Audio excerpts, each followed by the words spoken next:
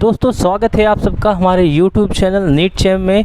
Previous class में हमने Coulomb's law के बेसिक्स के बारे में पढ़ा था और देखा था कि कूलम्ब्स लॉ क्या है, एक इलेक्ट्रोस्टैटिक फोर्स है और उसकी प्रॉपर्टीज़ हमने पढ़ी थी। तो पहले हम क्या करेंगे कि उस प्रॉपर्टीज़ को हम फिर से रिवाइज़ करेंगे, फिर उसके बाद आज उस पर क्वेश्चन करेंगे और क्वेश्चन का लेवल धीरे धीरे इंक्रीज़ करते हुए पहले हम क्लास 12th बोर्ड लेवल के क्वेश्चन करेंगे, फिर नीट और जेई मेंस के क्वेश्चन लेंगे और जेई एडवांस के भी क्वेश्चन लेंगे और वो क्वेश्चन आपकी स्क्रीन पे फ्लैश होंगे। मैं उनको क्वेश्चन को समझाऊंगा और उनका पहले आपको क्वेश्चन को फील कराऊंगा, फिर उसके बाद क्वेश्चन को सॉल्व कराऊंगा। तो अभी हमारे कूलम्ब्स लॉ की 2 वीडियोस और आएंगी, उसके बाद हम सारे टाइप के क्वेश्चंस कवर लेंगे। वीडियो बहुत ज़्यादा लंबी ना हो इसलिए हम लोग कई पार्ट्स में वीडियो को बना रहे हैं। तो एक बार ज़रा हम लोग प्रीवियस वीडियो की बातों को रिवाइज़ करते हैं। आई होप आपको बातें याद है, अगर बातें नहीं याद है तो आप प्रीवियस वीडियो को ज़रूर देखें। तो चलिए ज़रा एक बार मेरे साथ रिवाइज़ करने का प्रयास करें और ज़रा बताने का प्रयास करें वो सारे की पॉइंट्स जो आपके एग्ज़ाम के पॉइंट ऑफ व्यू से इम्पॉर्टेंट है। तो आप ज़रा मेरे साथ बताइए कि पहला पॉइंट क्या था मेरे दोस्तों, याद करके बताइए ज़रा। पहला पॉइंट क्या था? It acts on 2 different bodies. ये जो फोर्स होती है कहाँ वर्क करती है? डिफरेंट बॉडीज़ पे वर्क करती है, इसलिए इसे हम बोलते हैं नॉन कॉन्टैक्ट फोर्स। क्यों नॉन कॉन्टैक्ट फोर्स बोलते हैं? रीज़न क्लियर हुआ, क्योंकि ये दोनों डिफरेंट बॉडीज़ पे वर्क करती हैं। दूसरा पॉइंट कि जो डायरेक्शंस होती हैं वो अपोजिट होती हैं। Directions are opposite. क्या होती हैं? Directions are opposite. इनके डायरेक्शंस क्या होते हैं? अपोजिट होते हैं। And magnitudes are equal. और जो मैग्नीट्यूड होगा वो क्या होगा? इक्वल होगा। तो मैग्नीट्यूड इक्वल है और डायरेक्शन अपोजिट है। इट मीन्स जो नेट फोर्स है ना ऑन अ सिस्टम वो क्या होगा? जीरो। यानी कि नेट फोर्स क्या होगा? जीरो। नेट फोर्स जीरो होने से क्या होगा कि टोटल मोमेंटम कंजर्व रहेगा। क्या रहेगा? टोटल मोमेंटम कंजर्व रहेगा। और ये 3 पॉइंट्स की डिफरेंट बॉडीज़ पे लगते हैं, मैग्नीट्यूड इक्वल होते हैं और डायरेक्शन अपोजिट होती है। तो इनके बेसिस पे हम बोलते हैं it is a action reaction pair. क्या बोलते हैं बेटा? It is a action reaction pair. चौथी बात जो लास्ट इंपॉर्टेंट बात थी कि direction of force always acts along line joining 2 charges. जो लाइन जॉइन करती है चार्जेस के उसके अलोंग डायरेक्शन होती है फोर्स की, इसलिए इसे हम बोलते हैं सेंट्रल फोर्स। तो ये बातें थी, हमने ये कुछ प्रॉपर्टीज़ थी जो आपको हूबहू याद रखनी है। और एक लास्ट और प्रॉपर्टी थी, अगर आपको याद हो, it is a conservative force. तो इलेक्ट्रिक फोर्स के बारे में हमने ये कुछ प्रॉपर्टीज़ पढ़ी थी। तो पिछले क्लास में हमने कूलम्ब्स लॉ की थ्योरी पढ़ ली थी। आज हम लोग कूलम्ब्स लॉ पे बेस्ड न्यूमेरिकल करेंगे, वो भी बिल्कुल बेसिक से, जितने भी क्वेश्चन बन सकते हैं। तो सबसे पहला पॉइंट जो हमने कूलम्ब्स लॉ में पढ़ा था कि जो फोर्स होती है वो डायरेक्टली डिपेंड करती है Q1 Q2 के प्रोडक्ट पे। इसका मतलब क्या हुआ कि अगर किसी भी चार्ज का मैग्नीट्यूड हम बदल दें, बदलने का मतलब चाहे बढ़ा दे चाहे घटा दे, तो जो फोर्स है वो चेंज हो जाएगा। तो सबसे पहले हम इसी पे बेस्ड क्वेश्चन देख लेते हैं। तो जैसे पहला क्वेश्चन आप देख सकते हैं कि अगर चार्ज का मैग्नीट्यूड, हम दोनों चार्ज का मैग्नीट्यूड डबल कर दें, दोनों चार्ज का मैग्नीट्यूड क्या कर दे? डबल कर दे, तो फोर्स कितना बढ़ जाएगा? तो चार्ज को अगर हम डबल कर रहे हैं तो 2 × 2 यानी कितना हो जाएगा? 4 टाइम्स। तो फोर्स कितना बढ़ जाएगा? 4 टाइम्स। मान लो कि एक चार्ज को हमने 2 टाइम्स बढ़ा दिया और एक चार्ज को हमने 3 टाइम्स बढ़ा दिया, तो अब फोर्स कितना बढ़ जाएगा? तो दोनों का प्रोडक्ट अगेन अब कितने टाइम्स हो जाएगा? Force 6 time. तो ऐसे कुछ भी चेंज कर सकता है। मान लो पहले चार्ज को इसने m टाइम्स बढ़ा दिया, दूसरे को इसने n टाइम्स बढ़ा दिया, तो फोर्स अब कितने टाइम्स बढ़ जाएगा? तो कितने टाइम्स बढ़ जाएगा? mn टाइम्स बढ़ जाएगा। कितने टाइम्स बढ़ जाएगा? mn टाइम्स बढ़ जाएगा। और हो सकता है कि पहले चार्ज का मैग्नीट्यूड हमने m टाइम्स बढ़ा दिया और दूसरे का चार्ज का मैग्नीट्यूड हमने 1/n कर दिया, तो अब नया फोर्स कितना हो जाएगा? m/n टाइम्स हो जाएगा। तो ये पहला बेसिक क्वेश्चन है कि अगर चार्ज का मैग्नीट्यूड चेंज करेगा तो फोर्स कितना चेंज होगा। दूसरा पॉइंट क्या पढ़ा था हमने कूलम्ब्स लॉ में? दूसरा पॉइंट हमने पढ़ा था F is inversely proportional to 1/r²। मतलब कि अगर दो चार्ज के बीच की डिस्टेंस को हम बढ़ा देंगे तो फोर्स घट जाएगा, और अगर चार्ज के बीच की डिस्टेंस को कम कर देंगे तो फोर्स बढ़ जाएगा। जैसे मान लीजिए कि दो चार्ज हैं Q1 Q2, दो चार्ज हैं Q1 Q2 और दोनों r डिस्टेंस पे रखे हुए हैं, तो इनके बीच मान लेते हैं फोर्स ऑफ रिपल्सन है F का, अब क्या करते हैं कि इनकी डिस्टेंस को अगर हम डबल कर दे, इनके बीच के डिस्टेंस को जो पहले r थी अब डबल करके यहाँ तक कर देते हैं। डबल कर दिया हमने, 2r कर दिया। तो अब नया फोर्स ऑफ रिपल्सन कितना होगा, समझिएगा ज़रा क्वेश्चन को। हमने डिस्टेंस को क्या कर दिया, डबल कर दिया, तो फोर्स कितना चेंज होगा। तो बताया है कि ये कैसे डिपेंड करता है, स्क्वायर के इन्वर्सली प्रोपोर्शनल। तो 2 का स्क्वायर क्या होगा, 4। क्या ये 4 टाइम्स होगा, बिल्कुल नहीं। तो क्या होगा, इसका इन्वर्स यानी कि रेसिप्रोकल 1/4 टाइम्स। तो फोर्स क्या हो जाएगी, डिक्रीज हो जाएगी। क्यों डिक्रीज होगी, क्योंकि हमने डिस्टेंस को इंक्रीज किया, तो फोर्स क्या हो जाएगी, डिक्रीज हो जाएगी। कितने टाइम्स, 1/4 टाइम्स। सपोज करिए कि अगर हमने इसको डबल की बजाय 3 टाइम्स कर दिया होता, डिस्टेंस को 3r कर देते, तो नई फोर्स कितनी होती, 3 का स्क्वायर 9। क्या 9 टाइम्स हो जाएगी, नहीं, बल्कि ये फोर्स घटेगी। कितना हो जाएगी, 1/9 टाइम्स हो जाएगी। अगर हमने फोर्स की वैल्यू को चेंज कर दिया, हमने डिस्टेंस को 1/2 टाइम्स कर दिया, आधा कर दिया। हमने डिस्टेंस को क्या कर दिया, आधा कर दिया, r से r/2 कर दिया। ये डिस्टेंस हमने r से कितनी कर दी, r/2। तो अब नई फोर्स कितनी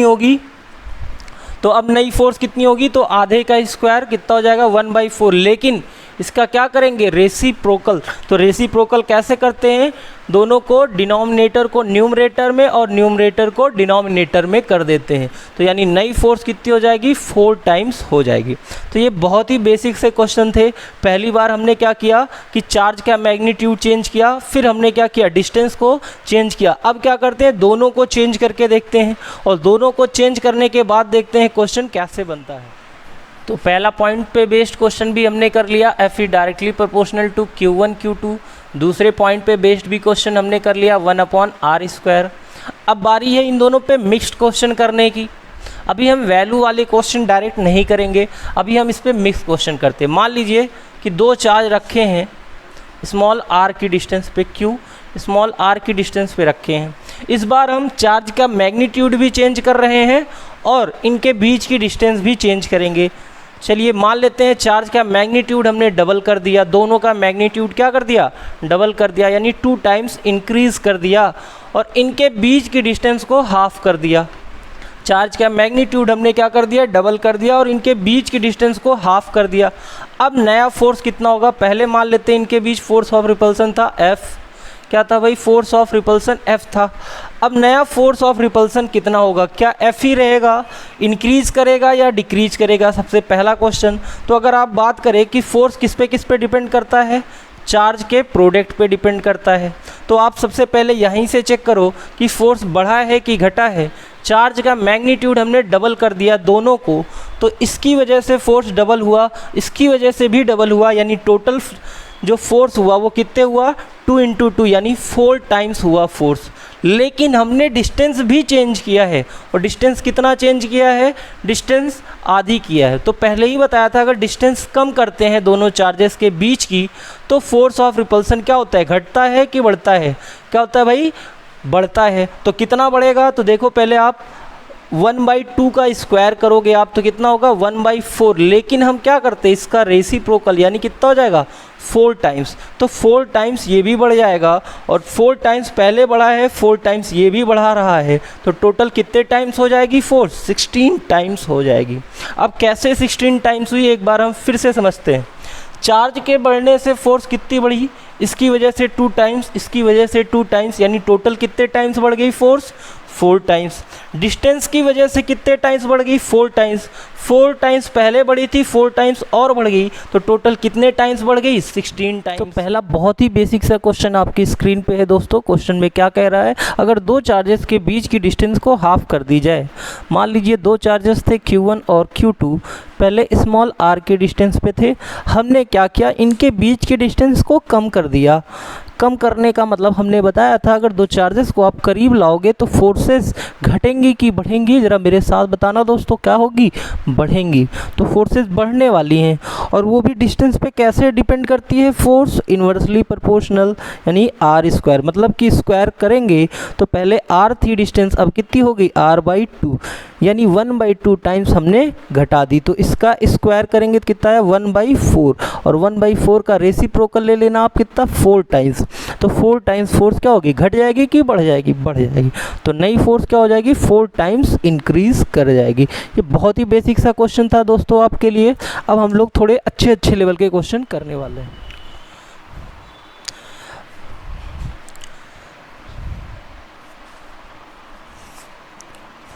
तो नेक्स्ट क्वेश्चन आपकी स्क्रीन पे है दोस्तों। पहले हमने कहा था कि फिजिक्स में अगर आपको क्वेश्चन सॉल्व करने हैं तो सबसे पहले आपको क्या होना चाहिए, क्वेश्चंस की रीडिंग करनी आनी चाहिए। आपने क्वेश्चन रीड कर लिया तो 50% क्वेश्चन आपका सॉल्व हो गया। तो रीडिंग में हमको दो ही बातें निकालनी होती। सबसे पहले देखेंगे कि क्वेश्चन में गिवन क्या है और क्वेश्चन में हमसे पूछ क्या रहा है, यानी गिवन क्या है और फाइंड क्या करना है। तो क्वेश्चन पहला आपकी स्क्रीन पे है जिसमें कह रहा है कि पहली लाइन में कैलकुलेट द, क्वेश्चन में कह रहा है calculate the distance between 2 protons. तो आप जरा बताओ कूलम्ब्स लॉ का अगर हम फॉर्मूला लिख लेते हैं मेरे दोस्तों, 1/4 pi epsilon not Q1 Q2 upon R square. इसमें डिस्टेंस क्या है, F क्या था हमारा फोर्स, एप्सिलॉन नॉट क्या होता है permittivity of free space, Q1 Q2 क्या था चार्ज, और R क्या है हमारा डिस्टेंस। तो डिस्टेंस हमें फाइंड करना, यानी कि हमें जो फाइंड करना है वो क्या फाइंड करना है आर। हमें क्या फाइंड करना है दोस्तों आर। आगे क्वेश्चन को जब हम पढ़ते हैं, आगे क्वेश्चन को जब दूसरी लाइन हम पढ़ते हैं, पहली लाइन से हमने पढ़ा, पहली लाइन में जो लिखा था कि calculate the distance between 2 protons, यानी 2 प्रोटॉनों के बीच की डिस्टेंस हमको फाइंड करनी है। सच दैट अब 2 प्रोटॉनों के बीच में मेरे दोस्तों क्या होगा, अट्रैक्शन या रिपल्सन। तो प्रोटॉन पे कैसे चार्ज होते हैं पॉजिटिव, तो 2 प्रोटॉन आ गए तो 2 पॉजिटिव के बीच में क्या होगा अट्रैक्शन की रिपल्सन होगा। तो 2 प्रोटॉनों के बीच में होगा रिपल्सन, और यही पूछ रहा है कि इन दोनों के बीच जो रिपल्सन फोर्स है वो इक्वल दे रखा है किसके, वेट ऑफ आइदर प्रोटॉन, किसी प्रोटॉन के वेट के इक्वल। तो प्रोटॉन का वेट, यानी कि वेट के लिए हम लोग याद करिए क्या होता है भाई, वेट का फॉर्मूला F = mg। और क्वेश्चन में कह रहा है ये फोर्स और ये फोर्स इक्वल है। अगर ये फोर्स इक्वल है इट मीन्स दोनों के लेफ्ट हैंड साइड को हम राइट हैंड साइड के इक्वल कर देंगे, यानी कि मिला क्या mg = 1/4 pi epsilon not Q1 Q2 upon R square. और 1/4 पाई एप्सिलॉन नॉट की वैल्यू क्या होती है मेरे दोस्तों 9 × 10⁹ और चार्ज ऑन प्रोटॉन क्या होता है, वही चार्ज होता है जो इलेक्ट्रॉन पे होता है कितना E। तो E × E यानी E स्क्वायर, और डिस्टेंस हमको फाइंड करनी है मास ऑन प्रोटॉन। मास यहाँ m क्या है भाई, mass of proton. Mass of proton कितना होता है 1.67 × 10⁻27।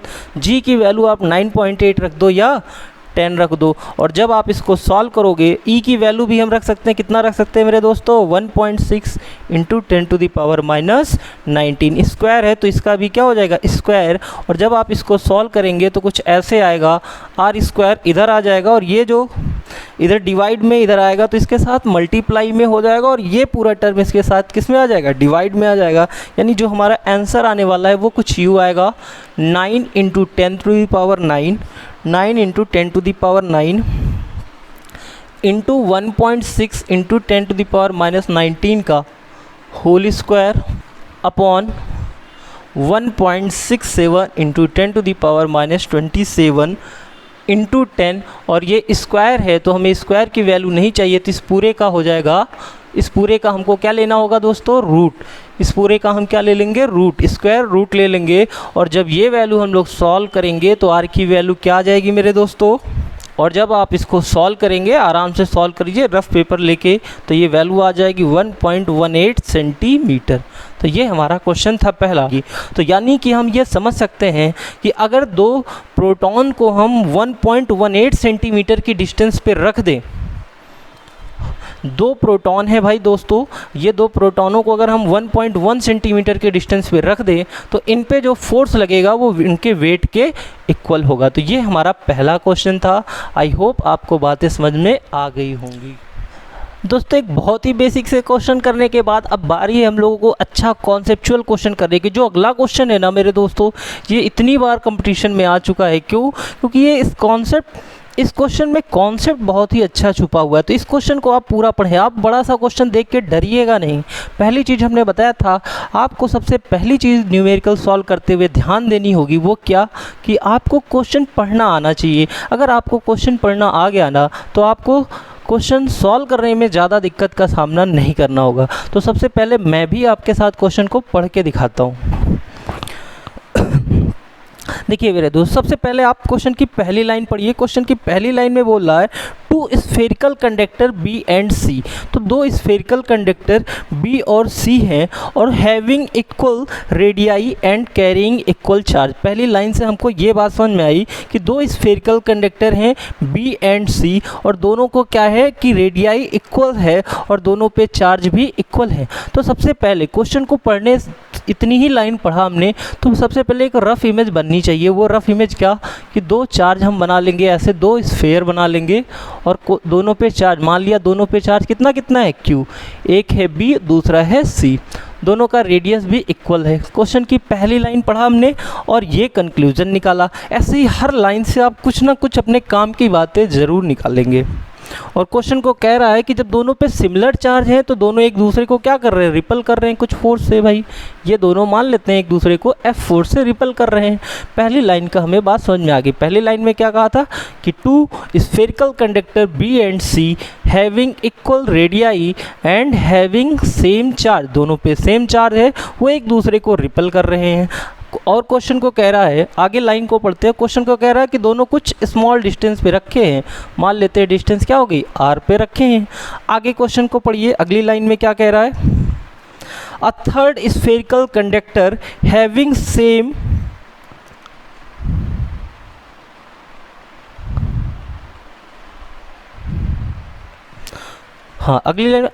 अगली लाइन को पढ़िए। क्वेश्चन में क्या कर रहा है, a third spherical conductor having same radii as B but uncharged. तीसरा है चार्ज, ये ले आते हैं ए, ये सेम रेडियाई है आर ही की तरह लेकिन अनचार्ज है, मतलब क्यू की वैल्यू कितनी है, 0 है। अब समझिएगा क्वेश्चन, दो पहले थे स्फेरिकल कंडक्टर बी और सी, दोनों पे चार्ज था क्यू, दोनों एक दूसरे को रिपल कर रहे थे। तीसरा चार्ज ले आए हम, लेकिन वो सेम उसी की तरह है, शेप एंड साइज मास सब कुछ वही है, लेकिन वो कैसा है, अनचार्ज है। दो चार्ज हैं और एक अनचार्ज है। दो चार्ज के साथ अनचार्ज की कहानी हमने आपको प्रीवियस वीडियो में पढ़ाई थी। अगर आपने नहीं पढ़ी है तो आप जाके देखो, charging of conductor and charging of insulator. अब आगे क्वेश्चन को पढ़ते हैं। इतना क्वेश्चन हो गया, कह रहा कि इसको बी के साथ कांटेक्ट में लाते हैं। तो देखिएगा मेरे दोस्तों, जब हम ए और बी को कांटेक्ट में लाते हैं, ये ए है और ये बी है, बी पे चार्ज है क्यू और ए पे चार्ज क्या है, अनचार्ज है, यानी 0 चार्ज है। जब इस पे चार्ज लाते हैं तो हमने बताया था मेरे दोस्तों प्रीवियस वीडियो में कि जब चार्ज ऑब्जेक्ट के पास अनचार्ज ऑब्जेक्ट जाता है तो इसके चार्ज इस पे चले जाते हैं। वो चार्ज और कैसे डिस्ट्रीब्यूट हो जाते हैं, इक्वल डिस्ट्रीब्यूट हो जाते हैं। यानी कि अगर हम बात करें दोनों पे चार्ज कितना आएगा तो q + 0/2, यानी कि दोनों पे चार्ज कितना हो जाएगा, q/2। यानी अब b पे जो चार्ज पहले q था, अब वो b पे चार्ज बचा कितना, b पे कितना चार्ज बचा मेरे दोस्तों, q/2। और a पे कितना चार्ज बचा, ए पे भी चार्ज बचा कितना, q/2। यानी कि अब जो पहले अनचार्ज था इसका चार्ज q से q/2 हो गया और ए वाले का चार्ज कितना हो गया, q/2, 0 से q/2 हो गया। और उसके बाद क्वेश्चन में कह रहा, उसके बाद इसी को हम कांटेक्ट में लाते हैं किसके साथ भाई, सी के साथ। कैसे कांटेक्ट में लाते हैं, सी के साथ। तो अब इधर देखते हैं ज़रा, तो अब फिर से क्या होगा, चार्ज का डिस्ट्रीब्यूशन होगा। चार्ज का डिस्ट्रीब्यूशन कैसे होगा, इस पे q/2 और इस पे q, दोनों को हाफ में डिवाइड करेंगे, q/2 + q/2। तो q/2 में जब आप ये ऐड करोगे 3q/2/2, यानी कि कितना, 3q/4 हर एक पे चार्ज हो जाएगा। कितना चार्ज हो जाएगा हर एक पे, 3q/4। यानी कि ए पे चार्ज आया 3q/4 और सी पे भी चार्ज होगा कितना, 3q/4। अब क्वेश्चन आपको देखिए, अब ये कंपटीशन लेवल का क्वेश्चन है और इसके बाद आपको मेहनत करने की ज़रूरत नहीं है। अब इसके बाद आपको ऑप्शन देखना है और क्वेश्चन को टिक करना है। ऑप्शन अगर आपको देख ले तो 4 ऑप्शन दिए हैं आपके पास। क्वेश्चन का कॉन्सेप्ट हमने समझ लिया, एक बार फिर से समझते हैं। क्वेश्चन में कहा था कि दो चार्ज थे इक्वल रेडियस के, बी और सी दोनों। ये क्वेश्चन में दिया है कि बी और सी दो चार्ज थे इक्वल रेडियस के, दोनों पे चार्ज कितना था क्यू क्यू का, वो एक दूसरे को रिपल कर रहे थे। फिर क्या किया हमने, उनके बीच एक तीसरा चार्ज इंट्रोड्यूस किया, वो कैसा था, अनचार्ज। जब हम ए को बी के साथ कांटेक्ट में लाते हैं तो दोनों पे चार्ज हो जाता है Q/2। फिर उसके बाद हम ए को फिर से ले जाते हैं किसके कांटेक्ट में, सी के कांटेक्ट में, तो दोनों पे चार्ज आ जाता है 3Q/4 और 3Q/4। अब क्वेश्चन को ज़रा समझिए, इस पूरे प्रोसेस में चेंज क्या हुआ, केवल चार्ज का मैग्नीट्यूड चेंज हुआ। और क्या डिस्टेंस चेंज हुई, कहीं डिस्टेंस के बारे में कुछ भी नहीं कहा गया है पूरे क्वेश्चन में। यानी कि जो फोर्स है वो डिपेंड किस पे करने वाला है, चार्ज के मैग्नीट्यूड पे। और लास्ट में आपसे क्वेश्चन में पूछा क्या है, ज़रा देखिए, फोर्स बिटवीन बी एंड सी के बीच फोर्स के बारे में बताया गया है। तो अब देखो ज़रा, बी पे चार्ज कितना है और सी पे चार्ज कितना है। तो बी पे चार्ज है कितना, Q/2, कितना है भाई चार्ज, Q/2, और सी पे चार्ज कितना है 3Q/4। तो आप ज़रा बताओ कि अगर हम चार्ज का प्रोडक्ट करते हैं ना Q1 Q2, तो Q/2 में 3Q/4 का मल्टीप्लाई करेंगे, कितना 3Q/4 का, तो 4 2 ज़ा 8। तो हमारा वो ऑप्शन होगा जिसमें 8 डिनोमिनेटर में हो। तो 8 डिनोमिनेटर में ये दो ऑप्शन में नहीं है। अब ये दो ऑप्शन होंगे लेकिन 3 भी चाहिए, तो कौन सा ऑप्शन हमारा करेक्ट हो जाएगा, ऑप्शन डी करेक्ट हो जाएगा। ये क्वेश्चन हुआ कंपटीशन में क्वेश्चन को सॉल्व करने का। अगर आप बोर्ड एग्ज़ाम में सॉल्व करते हैं तो इसके लिए देखिए क्या करेंगे, हम पहले इन दोनों के बीच फोर्स निकाल लेंगे। बी और सी के बीच में कितना फोर्स था, Q²/R²। पहली चीज़ आपको साथ समझ में आ गई होगी कि K क्या है भाई, 1/4πε0, लिखे ना लिखे, दोनों पे चार्ज कितना था Q, दोनों के बीच की डिस्टेंस R²। तो पहले फोर्स था KQ²/R²। अब नया फोर्स चाहिए बी और सी के बीच, तो नए फोर्स के लिए क्या लिखेंगे, F न्यू। नया फोर्स क्या हो जाएगा, Q1 हमारा कितना है Q/2, Q2 आपका कितना है 3Q/4, और डिस्टेंस कितनी है R²। इसको जब आप सॉल्व कर लोगे तो क्या हो जाएगा, KQ²/R², और जब आप इसको सॉल्व करोगे 3/8। तो फिर से यही चीज़, ये क्या है पुराना वाला, तो F न्यू हमारा क्या हो जाएगा 3/8 टाइम्स हो जाएगा। तो ये हमारा फोर्स हो गया, निकल के आ गया। लेकिन दोस्तों हम जब ऑप्शन है हमारे पास तो हम डायरेक्ट यही अप्रोच फॉलो करेंगे। फिर से सुनिएगा, मैंने क्या कहा कि बी और सी के बीच चार्ज लिया है, चेंज क्या हो रहा है, मैग्नीट्यूड ऑफ चार्ज। तो मैग्नीट्यूड के बेसिस पे हम ये 3 ऑप्शन एलिमिनेट कर सकते हैं, ठीक है। तो क्वेश्चन हम लोगों ने कुछ, अब अगला क्वेश्चन आपके स्क्रीन पे है। इस क्वेश्चन को पहले आप पढ़िए और हो सके तो खुद सॉल्व करने का प्रयास करिए, फिर मैं क्वेश्चन को सॉल्व कराता हूँ। तो क्वेश्चन में क्या कर रहे हैं, पहली लाइन आप क्वेश्चन को पढ़ो। क्वेश्चन की पहली लाइन में क्या कर रहे हैं, 2 charges of equal magnitude and at a distance R। 2 charge हैं इक्वल मैग्नीट्यूड के, मान लेते हैं Q दोनों का मैग्नीट्यूड है, दोनों स्मॉल r की डिस्टेंस पे रखे हैं। कितने की डिस्टेंस पे रखे हैं दोस्तों, स्मॉल r की डिस्टेंस पे रखे हैं। और दोनों पे जो फोर्स लग रहा है F लग रहा है, दोनों पे फोर्स क्या लग रहा है, फोर्स ऑफ रिपल्सन कितना है F। ठीक है, बताया था दोनों फोर्स मैग्नीट्यूड में क्या होंगे, इक्वल होंगे। और उसके बाद क्वेश्चन में क्या करा, if the charges are half, charge की वैल्यू क्या कर दी जाए, हाफ कर दी जाए। Q से कितना कर दी जाए, Q/2 कर दी जाए। यहाँ भी क्या हो जाए Q/2। And distance are double, और डिस्टेंस को क्या कर दिया जाए, डबल कर दिया जाए। देखिए दोनों चीज़ें चेंज हो रही है यहाँ पे, एक तो मैग्नीट्यूड चेंज हुआ, तो फोर्स हमने बताया था किस पे डिपेंड करता है, Q1 Q2 के प्रोडक्ट पे।